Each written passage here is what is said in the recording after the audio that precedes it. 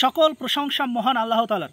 জাতীয় নাগরিক পার্টির একজন মুখ্য সমন্বয়ক সার্জিস আলম, আপনারা জানেন তার বর্তমান সময়ের যে কর্মকাণ্ড প্রত্যেকটা জায়গায়, বিশেষ করে নেট দুনিয়ায় এটা নিয়ে একেবারে বলতে গেলে সব জায়গায় এটা নিয়ে আলোচনা হচ্ছে।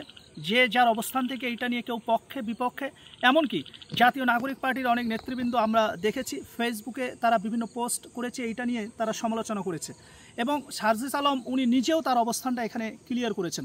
আপনারা জানেন উনি তার নির্বাচনী এলাকায় প্রায় শতাধিক গাড়ি নিয়ে উনি নির্বাচনী প্রচারণায় উনি গিয়েছেন। এখন কথা হচ্ছে এই জায়গায় কিন্তু একটা প্রশ্ন, কারণ আপনারা জানেন 5ই আগস্টের পরে বাংলাদেশের মানুষ নতুন কিছু প্রত্যাশা করেছিল। এখানে তারা দল গঠন করেছে, এইটা নিয়ে কোনো প্রশ্ন নেই।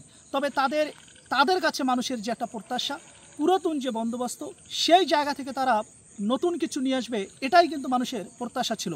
কিন্তু বর্তমান সময়ে তাদের যে কর্মকাণ্ডগুলো, এইগুলা ব্যাপারে কিন্তু আমি যদি বলি এই জায়গা থেকে কিন্তু একটা প্রশ্ন থেকেই যায়। কারণ আপনারা জানেন উনি শতাধিক গাড়ি নিয়ে উনি তার নির্বাচনী এলাকায় গিয়েছেন। এটা নতুন কিছু না, কারণ এর আগে আমরা দেখেছি পুরাতন রাজনৈতিক দল, সেটা বিএনপি বলেন, এমনকি আওয়ামী লীগ যারা ফ্যাসিস্ট দল বিতাড়িত হয়েছে, এই যে তারাও কিন্তু প্রত্যেকটা জায়গায় আমরা দেখেছি যে নির্বাচন আসলে, এমনকি নির্বাচনী প্রচারণা চালাতে গেলে সেখানে শতাধিক গাড়ি, যত চোর বাটপার গুন্ডা সমাজের যত বদমাইশ লোক, তাদেরকে যদি শোডাউনে না নেওয়া যায় তাহলে কেন জানি তাদের শোডাউনটা কোনোভাবেই জমে না। সার্জিস আলম উনি যা করেছেন সেখান থেকে উনি কি বের হতে পেরেছেন? কারণ আপনারা দেখেছেন উনিও শতাধিক গাড়ি নিয়ে উনি নির্বাচনী এলাকায় গিয়েছেন। মানুষ কিন্তু এই জায়গায় একটা পরিবর্তন চেয়েছিল। শুনেন, আপনি বর্তমান সময়ে আগামী দিনে যারা নেতৃত্বে আসতে চায়, এই জায়গায় মানুষের পালস বুঝতে হবে। কারণ আপনারা জানেন 5ই আগস্টের পরে বাংলাদেশে যা হচ্ছে বা যা হয়েছে, এটা কিন্তু কোনোভাবেই শুভকর নয়। কারণ আইন শৃঙ্খলার পরিস্থিতি থেকে শুরু করে প্রত্যেকটা জায়গায় আমরা দেখেছি যে একটা অস্থিরতা। এই জায়গা থেকে রাজনৈতিক যে দলগুলা, বিশেষ করে গণতন্ত্রকামী যে রাজনৈতিক দল, যারা গত 15 বছর গণতন্ত্রের জন্য, যারা একটা সুষ্ঠু নির্বাচনের জন্য, যারা বিভিন্ন ফরম্যাটেই তারা আন্দোলন করেছে, সংগ্রাম করেছে, নির্যাতিত হয়েছে, জীবন দিয়েছে, তারা চেয়েছিল, এমনকি বাংলাদেশের মানুষ আমরাও চেয়েছি একটা সুষ্ঠু নির্বাচন হোক।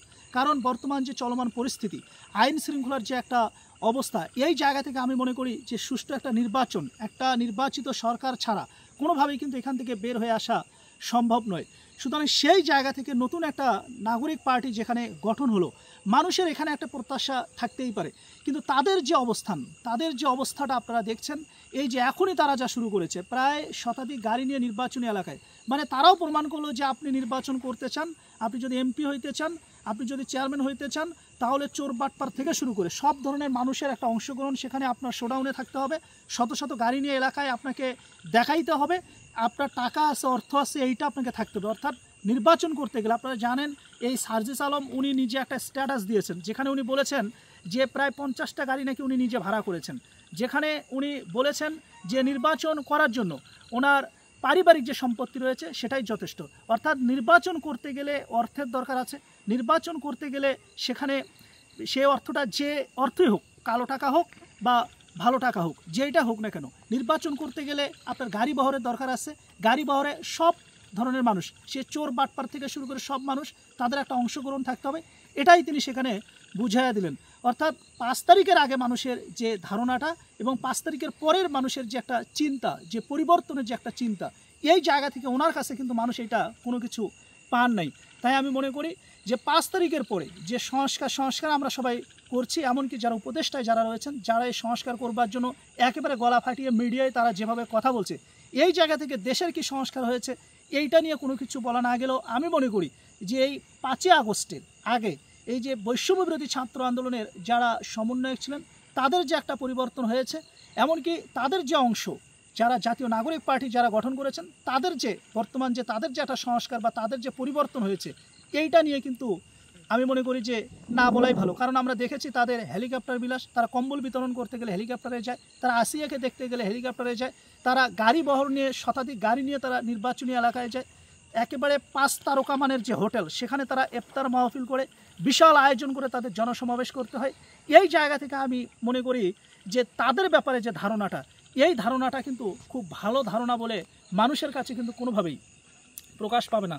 তাই বলতে চাই বাংলাদেশের মানুষের পালস বুঝতে হবে। যতই পার্টি গঠন করেন না কেন, যতই জাতীয় নাগরিক পার্টি যেভাবেই আগাক না কেন, এই ধরনের কর্মকাণ্ডগুলো কোনোভাবেই দলকে দেশকে রিপ্রেজেন্ট ভালোভাবে করবে না। ভালো থাকবেন, সুস্থ থাকবেন। সবার আগে আমি মনে করি নিজেদের পরিবর্তন করতে হবে, দেখা যাবে তাইলে দেশ পরিবর্তন হবে। আল্লাহ হাফেজ।